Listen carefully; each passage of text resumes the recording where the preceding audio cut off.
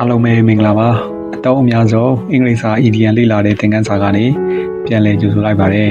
ဒီနေ့မှာတော့ spill the beans ဆိုတဲ့ EDN စကားစုကိုလေ့လာသွားမှာဖြစ်ပါတယ်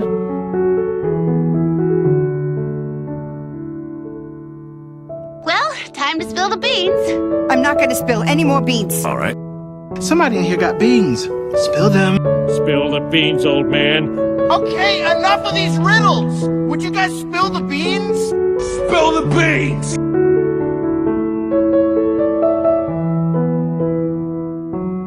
spill the beans ဆိုတဲ့စကားစုရဲ့အတိတ်က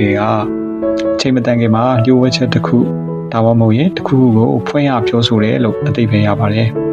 ဒါမှမဟုတ်ရင်အော်စရာ surprise တွေနဲ့ယူရထားတဲ့ဟာကိုပျက်စီးစေပြီးတော့မရည်ရွယ်ပဲနဲ့လျှို့ဝှက်ချက်တစ်ခုကိုဖော်ပြတယ်လျှို့ဝှက်ချက်တစ်ခုအနေနဲ့စောင့်သိမ်းထားမယ့်အရာတစ်ခုခုကိုသူတစ်ပါးကိုပြောပြတယ်မပြောတဲ့အရာတစ်ခုခုကိုမရည်ရွယ်ပဲနဲ့ဖွင့်ရပြောဆိုတယ်ခါတလေမှာတော့လူတွေကိုစိတ်ပြတ်ထိခိုက်စေမဲ့ပုံကိုရေးရနဲ့ဆိုင်တဲ့အချက်လက်ကိုဖွင့်ရပြောဆိုတယ်ပြောရမယ့်အချိန်မတိုင်ခင်မှာတစ်ခုခုကိုလင်းလင်းမြမြပြောချလိုက်တယ်ဆိုတော့အသေးပဲဖြစ်ပါတယ်အဲ့ဒီတော့အလွယ်တကူမှတ်ထားမယ်ဆိုရင်တော့ပြောဝက်ချက်ကိုဖော်ပြတယ်ဒါမှမဟုတ်ရင်မပြောတဲ့အရာကိုဖွင့်ရပြောဆိုတယ်လို့မှတ်ထားလို့ရပါတယ်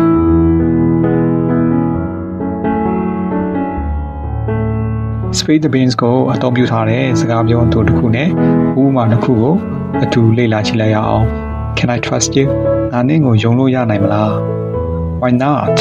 I will never spill the beans. ဘာလို့မယုံနိုင်ရမှာလဲငါကဘယ်တော့မှလျှို့ဝှက်ချက်ဖွင့်ရပြောမှာမဟုတ်ဘူးဥပမာ Who spilled the beans about Mr. George's affair with Mrs. A? ဦးကျော်ကဒေါ်အေးနဲ့ဖောက်ပြန်နေတဲ့ကိစ္စကိုဘယ်သူဖွင့်ပြောခဲ့တာလဲ Don't spill the beans. It's supposed to be a secret. ထုတ်မပြောကြနဲ့နော်အဲ့ဒါကိုလျှို့ဝှက်ထားမယ့်အရာတစ်ခုလို့မှတ်ယူထားရမယ်